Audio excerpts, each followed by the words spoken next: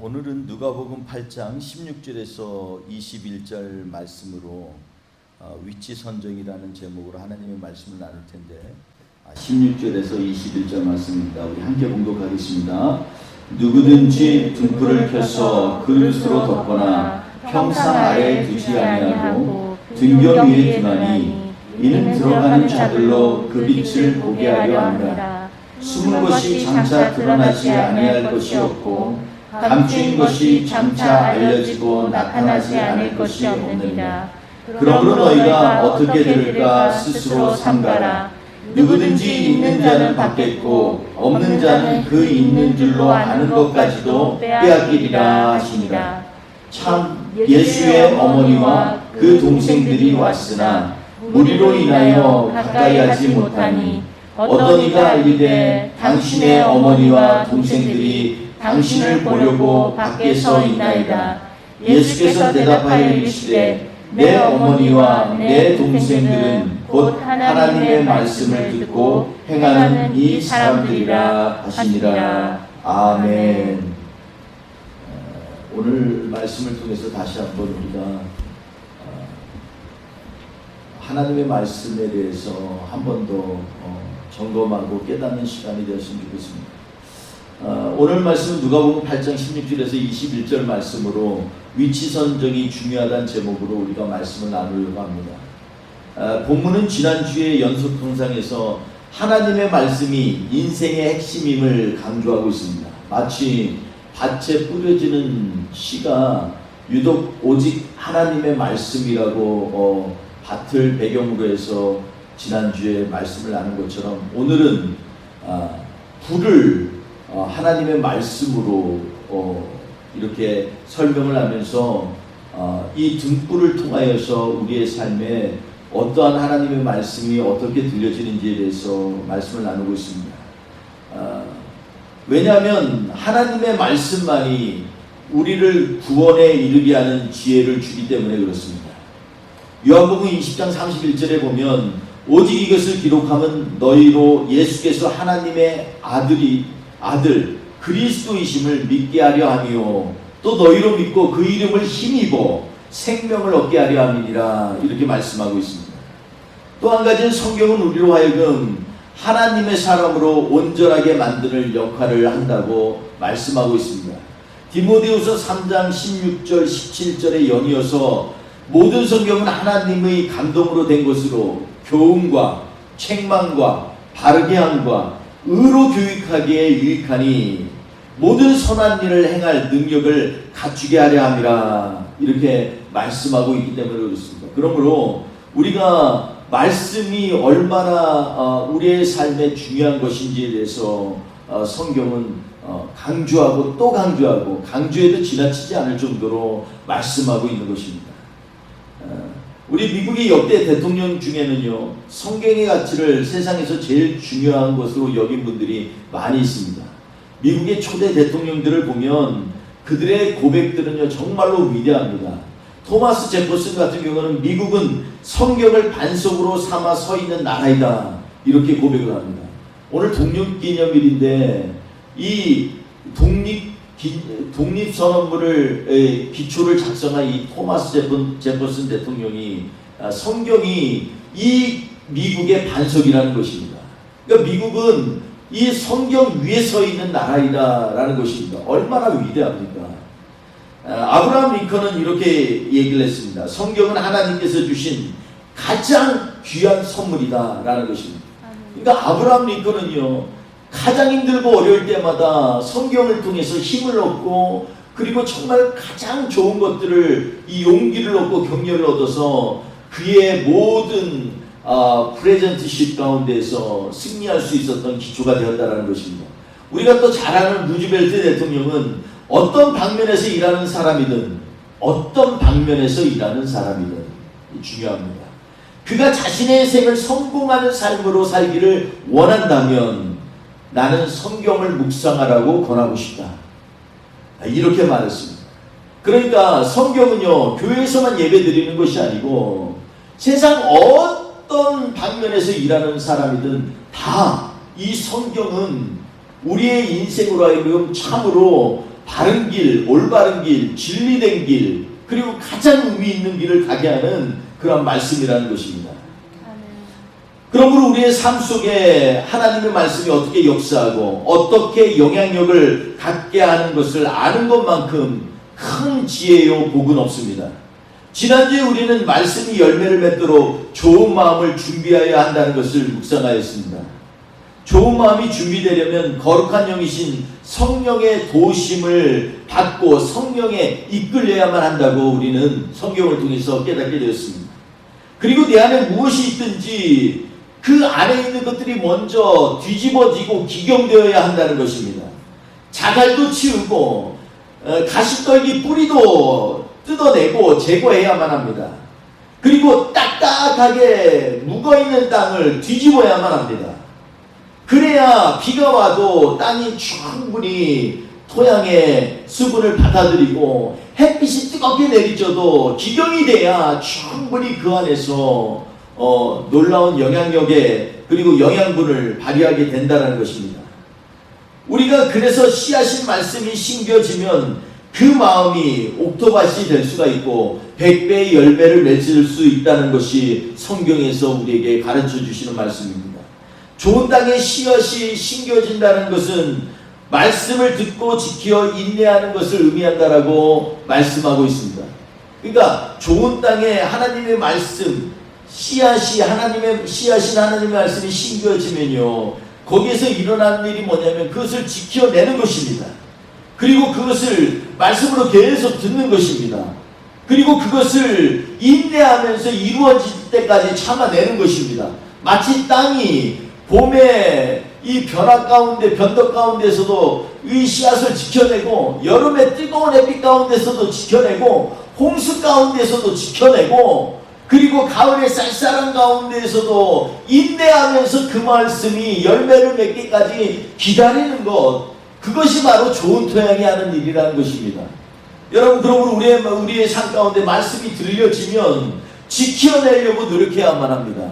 그리고 그 말씀이 인내하여서 자꾸 열매를 맺히도록 우리는 하나님 앞에 기도하고 선포하며 나아가야만 합니다. 오늘 본문의 비유도 하나님의 말씀을 등불로 비유하고 있습니다. 지난주 본문이 어떻게 하면 열매 맺을 삶을 살 수 있을 것인가에 대해서 말씀하고 있다면, 오늘 본문에서는 빛이신 하나님의 말씀이 어떻게 우리의 삶에 영향을 줄 수 있는가에 대해서 말씀하고 있습니다. 제가 이렇게 이 말씀을 준비하면서 여러 설교들을 이렇게 들어봤는데 제가 깜짝 놀란 게 있습니다. 이 등불을 이상하게 해석하는 사람이 생각보다 참 많이 있다는 것에 제가 너무나 놀라웠습니다. 성경은요, 항상 말씀을 본문 안에서 우리가 충분히 묵상하고 또 이해해야만 합니다. 오늘 본문 말씀을 앞뒤 전으로 보면 이 등불은요, 하나님의 말씀임이 분명합니다. 그리고 계속해서 지금 지난주 말씀에 이어서 듣는 것에 자꾸 우리에게 초점을 맞추고 있습니다. 지난주에는 듣는 마음밭에 대해서 지금 말씀을 나누고 있다면, 오늘은 들은 말씀을 어떻게 해서 잘 버텨내고 거기에서 열매를 맺혀서 하나님 앞에 영광을 올리느냐에 대해서 말씀하고 있는 것입니다. 그래서 지난주의 말씀 가운데 예수님께서 얼마나 답답하면 들을 귀 있는 자들은 좀 들으라 라고 말씀하고 있는 것입니다. 그래서 이 자갈밭이든 옥토밭이든 길가든 이 가시밭이든 간에 다 처음 시작이 뭐예요? 말씀을 듣고로 해석하게 되는 것입니다. 그러려면 오늘 내 마음에 말씀의 자리를 어디에 두어야 하는지가 관건인 것입니다. 내 말씀을 어디에 두어야 되는지에 대해서 오늘 성경은 얘기하고 있습니다. 16절에 보면 등불의 위치가 중요하다고 말씀하고 있는 것으로 보입니다. 많은 사람들이 말씀을 듣기를 싫어하고 거부하는 경향이 있습니다. 또 고리타분해, 또 말씀이야, 이렇게 얘기할 때가 있습니다. 이것은 첫째로 말씀을 전하는 목사이나 사역자들의 책임이 큽니다. 말씀을 정말로 맛있게 준비해야 되는데 또 기도하면서 성령이 역사하시도록 우리가 준비해야 되는데 그렇지 못할 때도 있습니다. 그러나 또 한 가지는 듣는 우리도 문제입니다. 듣고서 매주 듣는 말씀인데 뭐 이번 주 한 주 좀 스킵하지, 이러한 생각이 우리로 하여금 말씀에서 멀어지게 하는 굉장한 그러한 동기가 된다는 것입니다. 등불을 그릇으로 덮어서 불을 끄려 한다고 지금 말씀하고 있습니다. 등불을 켜서 그릇으로 덮거나, 이 얘기는 옛날에 초를 키면은 우리가 어른들이 이 손으로 끄기 뭐하니까 조그마한 간장 융지 같은 걸 이렇게 해서 탁 덮으면 불이 바로 꺼집니다. 이와 마찬가지입니다. 지금 등불을 끄려고 그릇을 덮는 것입니다. 이것은 무엇을 의미하냐면 방 안에 비추는 것을 적극적으로 차단하려고 하는 것입니다. 비치지 못하게 꺼버린다는 것입니다. 지금 방 안은 그럼 뭐예요? 말씀이 나한테 들어오면 그 전에 있는 이 씨앗의 비유와 연관돼서 바로 얘기하고 있으니까 이 지금 방 안은 뭐냐면 내 마음입니다. 내 마음이에요. 근데 그 안에가 시커먼 거예요. 그런데 거기에서 불을 갖다가 계속 켜야 되는데 끝이 켜서 환하게 밝히려고 하기는커녕 자꾸 거기다가 그릇을 놓아서 불이 더 이상 이 내 삶 가운데 비추지 못하도록, 말씀이 내 삶에 영향력을 갖지 못하도록 꺼버린다는 것입니다. 이것은 적극적으로 말씀을 배반하고 싫어하는 태도를 의미합니다. 이런 말씀을 거부하는 강팍한 마음을 표현하고 있습니다. 우리의 마음이 언제부터인지 모르게 오늘 찬양한 것처럼 나도 모르는 사이에 강팍해져서 주님으로부터 멀리 떠날 때가 있습니다. 우리는 이럴 때 정말로 이 말씀이 우리에게 경고가 됩니다. 말씀의 빛이 자신들에게 비춰주는 것이 싫다는 것입니다. 아예 다가오지 못하게 차단하고 싶다는 것입니다. 자꾸 말씀을 들으면 걸리는 게 많다라는 거예요. 걸리는 게 많으면 이 걸리는 게 많은 걸 해결해야지 자꾸 그 말씀을 차단하려고 하는 게 인간의 그러한 모든 삶의 패턴이라는 것입니다.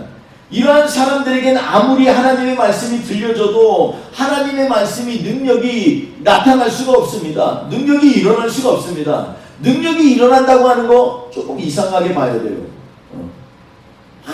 우리 마음대로 기도 뜨겁게 했다가 예수님이 일을 이루실 줄 믿습니다. 그건 우리의 간절한 소망이죠. 그런데 그 소망 밑바닥에 뭐가 있어야 되느냐? 말씀에 대하여 내가 완전히 열려있는 마음이 있어야 되는 것입니다. 그것은 아니고 입으로만 시인하는 것은 그것은 믿음이 아닙니다. 그리고 또 한 가지 말씀을 잘못하는 태도에 대해서 오늘 말씀하고 있습니다. 16절 후반절에 보면 평상 아래 램프를 두어서 빛의 영향력을 극소화하려는 그러한 소극적인 태도를 보여주고 있습니다.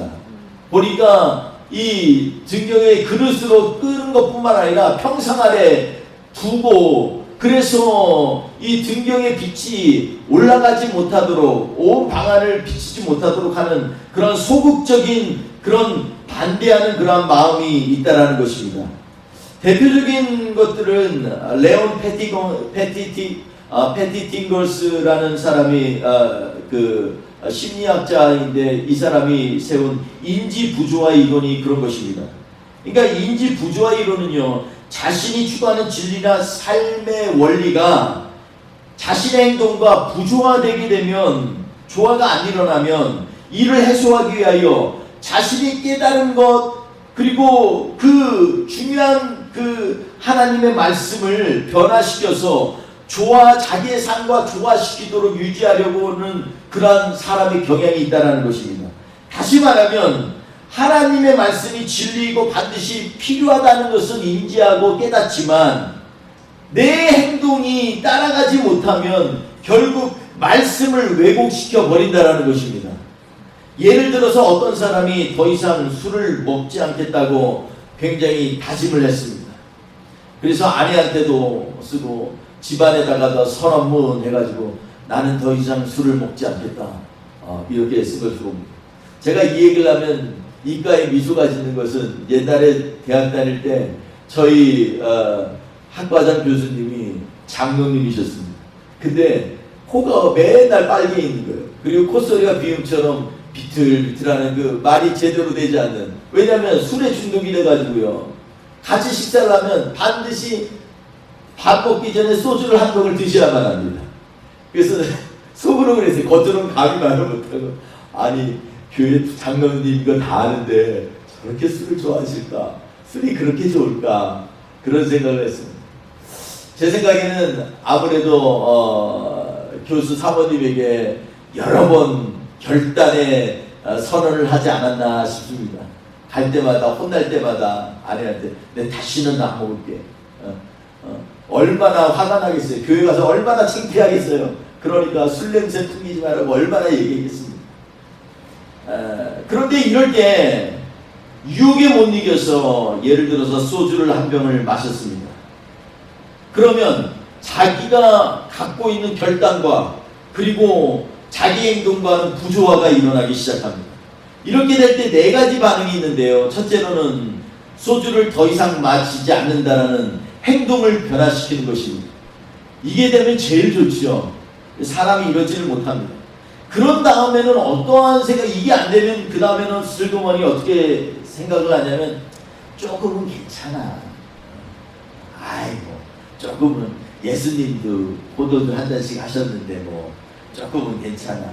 자기의 행동을 정당화시키면서 생각을 조금씩 바꾸기 시작합니다. 세 번째 방향은 어떠한 방향이 있냐면 새로운 인식이나 인지를 통해서 행동을 정당화하는 것입니다. 예를 들어서 이런 거죠. 과학자들 얘기를 들어보니 적당한 술은 신체에 건강에 좋대. 그러니까 우리 조금씩은 괜찮아. 주님이 우리의 몸을 건강하게 지키라고 하셨는데 뭐 이러면서 이 또 다른 인지로 하나님의 말씀에 대립되는 그러한 생각들을 갖게 되는 그러한 경향성입니다. 다른 한 가지는 뭐냐가 있냐면 이제 이것도 저것도 안 되니까 가지고 있는 믿음에 의한 정보를 무시하거나 부정해버립니다. 아이 소주는 술이 아니야. 더 센 것도 있는데 뭐 소주는 술이 아니야. 묘까지는 괜찮을 거야. 이거는 그냥 삶에 그냥 힘들 때마다 위로가 주고 또 나에게 청량제 같은 그러한 일을 하니까 술이 아니라 꼭 술을 뭐 물리적으로만 생각해. 개념적으로 이 약한 술은 아니라고 생각하면 내가 안 먹는 거지. 이러면서 완전히 정보를 무시해버립니다. 그러다 보니까 믿음이 무너져버리게 됩니다. 이제는 술을 먹으나 기도를 하나 마찬가지인 것처럼 느껴집니다. 술 먹고 혀가 꼬부러지면 자기가 혹시 방언한다고 생각할지도 모릅니다. 이렇게 자꾸 인지 부조화의 이 상황이 일어난다는 것입니다. 이런 것들이 바로 소극적으로 하나님의 말씀을 온 방안에 비추지 못하게 하는 그러한 행동들과 생각들이라는 것입니다. 여러분, 그러니까 이렇게 하나님의 말씀을 진리라고 생각했지만 자신의 삶에 부딪히고 거스리면 점점점 말씀이 변화되고 또 뜻을 왜곡시켜 버리는 것입니다. 이솝우화에 보면 어느 여우가 잘 익은 포도밭을 지나가고 있습니다. 이 여우는 포도를 너무 좋아합니다. 근데 이 포도가 향기까지 너무 좋아요. 이야, 드디어 오늘 만난 거 먹겠다 하고 막 포도밭으로 달려갑니다. 달려갔는데 그 포도밭에 해필이면 포도들이 다 높은 데만 있는 거예요. 여우가 점프를 하고 고개를 돌리고 고개를 넘어도 도저히 덤블링을 해도 입이 포도에 닿지가 않습니다. 한참을 그렇게 하다가 땀을 뻘뻘 흘리고 나서 이 여우가 이렇게 얘기를 합니다.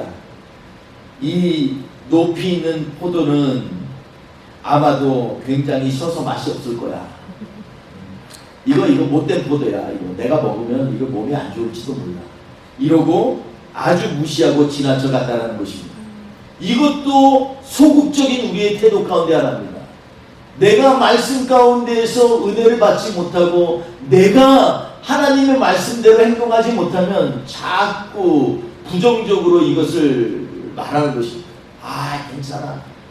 기도 뭐 하나님은 다 아만 해도 들으셔. 그래서 우리는 그러고 이제 하루를 마감합니다. 하나님 내 마음 중심하시니까 주여, 그게 기도. 그러고 끝나는 그러한 기도의 패턴을 갖게 된다는 것입니다. 여러분, 우리도 이런 태도를 보일 때가 있습니다. 하나님의 말씀을 묵상하다가 너무나 좋아서 삶에 적용하려고 하는데 잘 안 되는 겁니다. 그래서 급기야 돌아서면서 이 말씀은 나에게 주신 말씀이 아니야. 이거는 모 집사는 이 말씀이 필요하지만 나는 아니야. 뭐 이러면서 이것을 갖다가 넘어가는 경우가 있습니다. 그런데 성경에서는 뭐라고 말씀하고 있냐면, 말씀되는 등불을 높은 곳에 두어서 방 안을 환히 비추라고 말씀하고 있습니다. 다시 말하면 램프를 등경 위에 두는 것처럼 내 마음속의 마음을 극대화하여 그렇게 삶이 말씀을 따라가는 그러한, 그리고 말씀이 삶을 지배하는 그러한 상태에 이르게 된다는 것입니다. 사람들이 그 빛을 보고 활동할 수 있으니까, 말씀을 사모하는 사람들은 말씀을 자신의 삶 속에 극대화하여 자신의 모든 영역에서 말씀이 영향력을 끼칠 수 있도록 노력해 나아가야 된다는 것입니다. 내 마음의 등불, 말씀을 사람들로 하여금 보게 하라는 것입니다. 오늘 말씀에 보면 사람들로 하여금 환하게 비추게 하라는 것입니다. 이 말을 다시 얘기하면, 내 마음에 지금 등불이 환하게 비춰졌는데 사람들이 그것을 본다. 여러분, 사람들이 우리의 마음을 볼까요? 그렇지 않아요. 이 말씀은 무슨 의미냐면, 내 마음에 하나님의 말씀이 영향력이 극대화되기 시작하면 다른 사람이 먼저 하는 것입니다. 제가 옛날에 선교사를 하면서 한 7, 8년 동안은 굉장히 좀 비판적인 게 강했습니다. 고생도 저도 많이 했고, 또 성경에서 선교는 무엇이다 이런 것들을 배웠기 때문에 그것과 달리하는 선교사님들 보면 먼저 짜증부터 났습니다. 그런데 그 가운데에서 제가 이것을 보면서 나도 모르게, 나는 그러면 성경대로 살고 있는가? 나는 정말 선교사로서의 그런 사명을 감당하고 있는가? 돌이켜보는 그러한 생각을 하던 그때가 있었습니다. 여러분, 우리가 인생을 살면서요, 하나님의 말씀이 내 안에 극대화되지 않으면요, 몰라요. 근데 제가 어느 순간 한 선교사님에게 그런 말씀을 들었습니다. 그 선교사님 YM 선교사님인데 어느 날 저한테 이렇게 고백합니다. 선교사님, 제가 처음엔 선교사님 뵀을 때는 이러지 않았는데 지금은 너무 은혜로워요. 막 이러면서 그러는 거예요. 그래서 제가 그때 이게 칭찬인지 아니면 내가 예전에 못된 선교사였다는 걸 얘기하는 건지 이해가 안 됐습니다. 그런데 제가 깨달은 게 있어요. 내가 힘들어지고 내가 어려움에 처하니까 하나님 앞에 무릎을 꿇게 됩니다. 하나님 앞에 무릎을 꿇게 되고 나의 삶을 의뢰하기 시작하니까 나도 모르게 내가 겸손해지고 나는 아무것도 아니구나. 그러다 보니까 다른 선교사님들을 옛날에는 비판하고 짜증내고 선교사가 말이야 그러면 돼? 뭐 이런 얘기만 하다가 그때부터는 선교사님들이 너무 예뻐지기 시작합니다. 훌륭합니다. 근데 나도 모르는 사이에 제 마음을 얘기한 적도 없어요. 근데 그 선교사님은 저를 통해서 말씀의 빛을 본 것입니다.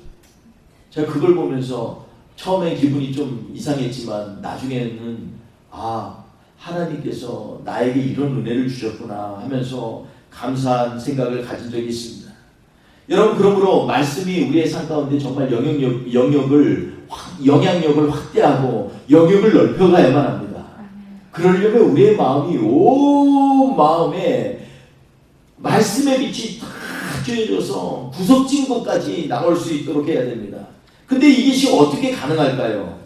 결론적으로 말씀드리겠습니다. 첫째로, 말씀이 잘 들려지고 보이도록 해야 합니다. 저를 따라 한번 해보겠습니다. 말씀이 잘 들려지고 보이도록 해야 합니다. 말씀이 잘 들려지고 보이도록 해야 합니다. 말씀과 마음이 역학관계를 재정립해야 된다는 것입니다. 그 얘기 뭐냐면 말씀이 내 위에 있어야 된다는 것입니다. 마치 등경에 있는 것처럼 내 마음 위에 있어야 되는 것입니다. 이게 정립이 제대로 돼야 말씀이 잘 들려지고 보이게 됩니다. 그러므로 내 말씀이 마치 등불이 방에 등경 위에 있는 것처럼 내 마음속에도 하나님의 말씀이 늘 내 위에 있도록 우리의 마음에 주님의 말씀을 중심에 둬야만 합니다. 등불이 등경 위에 있어야 하는 것처럼 말씀은 내 마음의 중심에 두어야만 합니다. 여러분, 중세시대의 성경을 캐논이라고 불렀습니다. 캐논이라는 말의 뜻이 뭔지 아십니까? 캐논이라는 말은 표준, 기준이라는 의미를 갖고 있습니다. 자로 잰다라는 것입니다. 그러니까 말씀으로 나를 늘 돌이켜보고 재는 것입니다. 내가 갔는데 조금 모자른 것 같다? 어떻게 합니까? 말씀으로 하는 것입니다. 하나님께서 나에게 주시는 말씀이 나의 기준이 되어서 그 기준대로 보는 것입니다. 세상 사람들과 비교하면 안 돼요. 다른 가정들과 비교하면 안 돼요. 다른 가정들 보면서 나는 왜 이러지? 우리 가정은 왜 이래? 이러면 안 돼요. 우리는 뭐의 기준을 잡고 우리의 삶을 점검해야 되냐면 말씀의 기준을 놓고 나를 점검해야만 합니다. 그래서 우리는 하나님의 말씀이 자신의 삶의 표준이요 기준이라는 것입니다. 진리이신 말씀 앞에 서면 17절 말씀처럼 드러나지 않을 것이 없고 나타나지 않을 것이 없습니다. 우리 등잔 그림을 한번 좀 말씀드리겠습니다. 제가 알 수 있는 게 이게 이제 이 벽돌로 지은 이 옛날 이 팔레스타인 그런 방 같은 곳입니다. 근데 저 안에 등잔 위에 등불을 켰어요. 저게 없으면요 안에가 안 보여요. 팔레스타인 집은 창문이 거의 없어서. 그러니까 저 등불을 통해서 모든 것들을 인식하고 바라보게 된다는 것입니다. 우리의 삶도 마찬가지입니다. 말씀을 통해서 삶의 모든 모양들을 바라볼 수 있는 그러한 힘을 키워야만 합니다. 이러한 사람들이 바로 말씀을 따르는 삶, 말씀이 영향력을 갖춘 삶이 될 수 있다라고 말씀하고 있습니다. 둘째로는 말씀 듣는 것을 켜진 등불에 비유한 것을 주목해야 됩니다. 말씀 듣는 것이 켜진 등불입니다. 등불이 있으면 뭐합니까? 켜져야죠. 그러니까 우리의 삶 가운데도 말씀이 자꾸 들려져야만 합니다. 아무리 좋은 말씀이라고 그냥 책을 갖다가 고이 모셔둬서 위에는 희게 흰 색깔로 먼지가 쌓이고 안에는 빠뜻빠뜻해서 마치 새로운 종이 같아서 이거 뭐 하려고 하는지 모를 정도로 성경을 안 쓰고 있다면 우리는 정말로 다시 한번 점검해 봐야 되지 않겠습니까? 말씀을 듣는다는 것은 마치 눈에 보이듯 행할 때까지 듣는 것을 의미합니다. 말씀은요 형이상학적이거나 추상적인 개념이 아닙니다. 처음 하나님께서 말씀을 주실 때 어떻게 주셨습니까? 그냥 너희는 내 말 잘 들어 이랬을까요? 아니요. 하도 사람들이 이 말씀을 혹시나 나중에 가면 소홀히 여길까봐 직접 손으로, 그것도 어디에요? 돌판에 새겨가지고 모세에게 주셨습니다. 그러니까 말씀은요 형이상학적인 것이 아니라는 것입니다. 말씀은 살아있는 말씀이고 말씀은 오늘도 능력이 있는 말씀이고 말씀은 우리의 삶을 지키시는 하나님의 놀라우신 은혜이며 또 진리라는 것입니다. 아멘. 여러분, 그러므로 처음 하나님께서 우리에게 주신 이 말씀을 기억하시기 바랍니다. 아멘. 그러므로 말씀을 듣는다는 것은 말씀이 내 삶 가운데 역사해야 할 표준이 된다는 것을 반드시 알아야만 합니다. 아멘. 눈에 보이도록 자신의 삶의 말씀을 적용해 보아야 합니다. 아멘. 하나님의 말씀은 하나님의 자녀들에게 주신 능력의 말씀이고 보이도록 우리의 삶에 적용하여 더 성숙한 삶으로 변화시키도록 주신 말씀이기 때문입니다. 한 가지 더 있는데 하나님의 말씀은 부익부 빈익빈의 원리에 안에 있다는 것입니다. 18절을 한번 보십시오. 18절에 보면 있는 자는 더 받겠고 없는 자는요 더 있는 줄로 아는 것까지 빼앗기게 된다라고 성경 말씀하고 있습니다. 그러니까 하나님의 말씀을 소중히 여기면 그 말씀이요 더 소중해지는 것입니다. 묵상을 하다 보면 말씀이 말씀을 낳습니다. 말씀을 나누고 증거하고 간증하다 보면 더욱 풍성한 말씀 가운데 살게 됩니다. 그래서 말씀은요, 부익부 빈익빈입니다. 자꾸 말씀을 끌어모으고 내 삶 가운데 그 말씀을 적용한 사람은요, 말씀이 떨어질 날이 없어요. 계속 흘러 넘치는 것입니다. 근데 말씀을 그냥 주일날 하루만 딱 성경에 놓고 그냥 간 사람은 다, 제가 이렇게 여기에서도 만약에 지난주 말씀이 뭘까요? 이러면 아는 사람이 별로 없을 수도 있다는 것입니다. 왜냐하면 지난주 말씀은 지난주로 끄시면은 아무런 능력도 없고 그 말씀이 내 삶 가운데 비춰지지도 않기 때문입니다. 여러분, 미국의 토마스 제퍼슨과 함께 독립선언문의 기초를 놓은 사람이 있습니다. 우리가 잘 아는 벤자민 프랭클린이라는 사람입니다.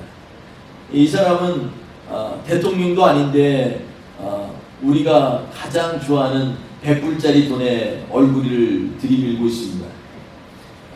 건국의 아버지이고, 그리고 또 그는 정치가이고 발명가이기도 했고 외교가이기도 했습니다. 그는요, 주일 성수를 잘 못했다고 자서전에 기록되어 있습니다. 그런데 그는 스스로 13가지 하나님 앞에 반드시 지켜야 될 것을 써놓고서 매일 산 가운데 그것을 점검했다고 합니다. 그리고 매일 아침에 기도를 하지 않으면 삶을 시작하지 않았다라고 자기 자서전에 기록되어 있습니다. 이 사람이 우리가 잘 아는 것처럼 미국 실용주의의 모델입니다. 그러니까 대통령도 아닌데 사실은 한 장관, 그것도 우정장관이면 뭐냐, 우표 발행하고 통신하는 그러한 부서의 장관이 최고직이었습니다. 물론 이렇게 앰베서더로 이 프랑스도 가고 몇 군데 나라도 갔지만 사실 그는 다른 상대적으로 위대한 대통령들과 비교해서는 별로 지위적으로는 알려진 것이 없습니다. 그런데 그가 미국 철학의 모델이 됐다는 것입니다. 여러분, 미국 철학을 사람들이 실용주의라고 하는데 절대 그렇지 않습니다. 실용주의가 아니라 실천주의적인 것입니다. 그러니까 이용할 게 있냐, 이용할 걸 이용한다가 아니라 하나님의 말씀을 어떻게 하면 삶에 적용할까, 이게 바로 미국의 깊은 철학이고 흐름이라는 것입니다. 여러분, 이 사람은요, 하도 궁금한 게 많아서 학교도 전체 국민학교 2년밖에 안 다녔어요. 아주 기초적인 교육도 받지 못한 사람인데 이 사람이 피레침을 발명했습니다. 그리고 그는 이 펜실바니아의 이 하원 의장도 했는데 사람들에게 도움을 준다는 생각으로 자기 집 앞에다가 등경을 만들고 거기에다가 항상 램프를 켜놨다고 합니다. 사람들이 처음엔 비웃었습니다. 아니, 집안에다가 램프가 필요하지 뭐 밖에 필요해? 참, 밖에 사람이 갈 때도 있고 올 때도 없는데 저거 낭비 아니야? 뭐 이렇게 생각했는데 조금 시간이 지나다 보니까 이 벤자민 프랭클린 집을 지날 때만 가면 기분이 좋아지는 거예요. 그리고 뭔가 위험에서부터 안전하다는 보호감을 느끼기 시작하는 것입니다. 이게 미국에서 가로등의 시초가 되었다고 합니다. 여러분, 이 사람이 가장 큰 업적 중에 하나가 뭐냐면, 미국이 지금 존재할 수 있었던 가장 큰 동기가 뭐냐면 1776년에 그가 프랑스를 설득해서 미국이 독립전쟁 가운데 프랑스가 미국과 연합하도록 이렇게 체결을 했던 조약입니다. 그것이 없었다면 영국한테 이길 수가 없었어요. 근데 놀라운 것은 프랑스에서 아무리 봐도 미국과 연합하는 게 손해입니다. 그래서 프랑스가 할 일이 없어요. 그렇게 하려고 할 일이 없어요. 이유가 없어요. 그런데 왜 나중에 가서 후사에 어떤 기록이 있냐면, 벤자민 프랭클린이 그의 삶 가운데 정직하고 진리를 추구하고 삶의 열정을 가지고 그의 삶을 사는 것을 보고 프랑스 정부에서 감동이 됐다는 것입니다. 이 사람이 말하면, 이 사람이 하자 그러면 반드시 나중에 우리가 도와줘도 우리에게 이익이 있을 거야. 이게 믿어졌다라는 거예요. 그래서 미국과 체결을 해서 이 영국에 대항하여 독립정제에 승리할 수 있었던 위대한 조약을 체결하게 된 것입니다. 여러분, 이 사람이 얼마나 벤자민 프랭클린이 삶의 열정이 있었냐면 하나님 앞에 이렇게 기도합니다. 하나님이여, 하루를 지금의 2배로 만들어 주신다면 얼마나 좋았을까요? 그동안에 뭐 하려고요? 하나님의 말씀을 실천하려고. 그러니까 그의 삶의 전체 영역 가운데는요, 하나님의 말씀의 빛이 비추어진 사람입니다. 여러분, 그렇기 때문에 지금까지도 우리가 사랑하는 100불짜리의 얼굴을 내밀고 떳떳하게 우리를 향해서 얘기하고 있는 것이, 봐라, 삶은 이렇게 사는 거야. 여러분, 우리 돈을 좋아하는 게 아니라 돈에 있는 벤자민 프랭클린의 정신을 이어받아야 합니다. 우리가 실용주의가 아니라 하나님의 말씀을 어떻게 하면 내 삶 가운데 하나라도 더 실천하고 살 것인가, 이것을 우리는 봐야만 합니다. 요한일서 1장 1절에 보면 태초부터 있는 생명의 말씀에 관하여는 우리가 들은 바요, 눈으로 본 바요, 주목하여 우리가 손으로 만진 바 된 것이다 라고 말씀하고 있습니다. 요한 사도 때만 해도요, 말씀은 이런 것입니다. 자꾸 가만히 있어도 귀로 들려지고, 눈으로 자꾸 말씀이 보여지고, 그리고 손으로 만질 만큼 말씀이 내 가까이 있다라는 것입니다. 말씀이 우리 마음속에 올바른 위치에 있어야 이것이 가능한 것입니다. 아멘. 여러분, 우리가 그러므로 말씀의 위치 선정을 바로 하시기를 부탁드립니다. 아멘. 내가 필요할 때만 찾는 말씀이 아니라 항상 나의 삶의 전 영역을 비추어 말씀의 삶이 되도록 우리 마음의 중심을 성령님께 내어드려야만 합니다. 아멘. 계속 말씀을 등경 위에 두어야 하며 온 마음과 삶이 말씀의 영향력 안에 놓일 때에 비로소 우리는 하나님의 자녀의 삶을 살게 됩니다. 우리의 인격의 기준이 말씀에 이르도록 순종하며 따르는 삶이 바로 우리 성도들의 삶이 되어야만 합니다. 이번 한 주도 주님의 말씀이 우리의 삶의 전 영역을 환히 비추어 말씀의 사람이 되시기를 주님의 이름으로 축원드리겠습니다. 기도합니다.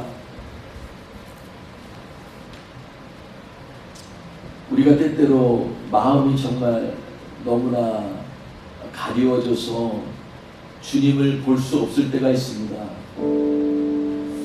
이 땅에서 이 땅 것만 보다가 주님의 손을 놓쳤습니다. 이러한 고백을 하게 됩니다. 다시 한번 이 시간에 우리가 하나님의 부르심에 합당한 자리에 쓸 수 있도록 말씀의 사람이 되고 말씀이 우리의 삶 가운데 영향을 끼칠 수 있도록 우리를 주님 앞에 내려놓았으면 좋겠습니다. 우리 같이 찬양하며 주님 앞에 고백하며 나아갑니다. 주님, 제 마음이 주님, 제 마음이 너무 둔해서 주님을 볼 수 없습니다. 이 땅에 속하여 이 땅에 속하여 이 땅만 보다가 주님 손을 놓쳤습니다. 나는 나그네로 왔는데 왜 주저앉게 되었나. 나는 정직인인데 언제부터 내 삶에 주인이 되어버렸나. 믿음이 없이는 기쁘시게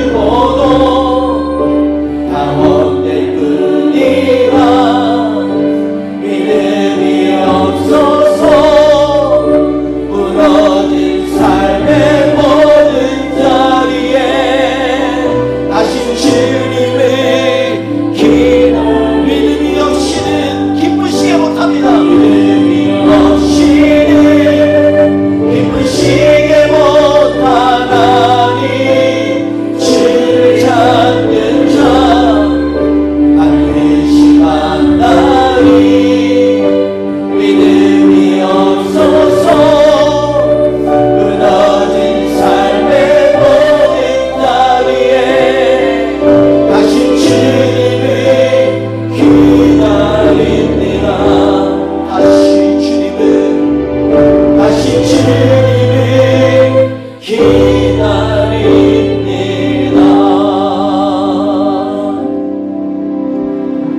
좋으신 하나님 아버지, 오늘 본문에서 말한 것처럼 예수님의 어머니와 형제들이 예수님을 찾아왔습니다. 그런데 예수님께서 하신 말씀은 하나님의 말씀을 듣고 행하는 사람만이 내 형제요 내 부모다 라고 말씀합니다. 그만큼 주님의 말씀을 듣고 행하는 것이 얼마나 귀하고 소중한 것인지 우리에게 가르쳐 주시고 있습니다. 그런데 우리가 믿음으로 행하려면 우리의 삶의 전 영역 가운데, 우리의 마음의 전 영역 가운데 주의 말씀이 비춰지고 영향력이 있어서 주의 말씀대로 쫓아갈 수밖에 없는 삶이 되어야만 한다고 성경은 말씀하고 있습니다. 오늘 이번 한 주 동안에 주의 말씀이 우리의 삶에 영향력을 발휘할 수 있도록 주님을 믿고 의지하며 우리의 삶에, 우리의 마음에 주님의 말씀을 비치는 한 주가 되게 하여 주시옵소서. 오늘도 이 시간에 주 앞에 간절히 기도하는 사랑하는 우리 성도님들 가정들이 있습니다. 하나님, 몸의 질병 때문에, 가정의 어려움 때문에, 인간관계 때문에, 비즈니스의 장애 때문에, 앞으로 학업에 대한 걱정 때문에 주님 앞에 기도하고 간구하는 우리 사랑하는 믿음의 형제자매들이 있습니다. 주님, 이 시간 찾아와 주셔서 한 사람 한 사람의 기도 가운데 주님 역사하시고 그 기도에 주께서 응답하여 주시옵소서. 주님, 믿고 믿음으로 간구하오니 주님, 우리의 삶 가운데 모든 악한 세력과 더러운 세포들은 예수의 이름으로 일곱 길로 쫓겨나갈지어다. 주님만이 오늘 이 시간에 새 힘이 되시고 능력이 되셔서 우리로 하여금 건강도 회복해 하시고 비즈니스도 회복되게 하시고 우리의 모든 인간관계도 회복되게 하여 주시고 우리의 가정들도 주님의 말씀 안에서 하나 되게 하여 주시고 주님, 우리를 넘어뜨리려고 하고 쓰러뜨리려고 하는 모든 장애 가운데 승리케 하여 주시옵소서. 말씀의 빛이 우리의 마음에 가득 차게 하여 주시옵소서. 주님 앞에 간절히 바라오며 예수님의 이름으로 기도했습니다. 아멘. 지금은 우리 구주 예수 그리스도의 은혜와 아버지 하나님의 크신 사랑하심과 성령님의 역사하시고 또 인도하시고 응답하시는 그 능력이 이 시간에 하나님 앞에 간절히 기도하며 우리의 마음에 장애가 없고 그리고 쓴뿌리도 뽑혀나가고 온전히 주의 말씀의 빛만이 가득 찰 수 있도록 간구하는 주의 백성들 머리머리 위에 지금부터 영원토록 함께 하시기를 간절히 축원하옵나이다. 아멘.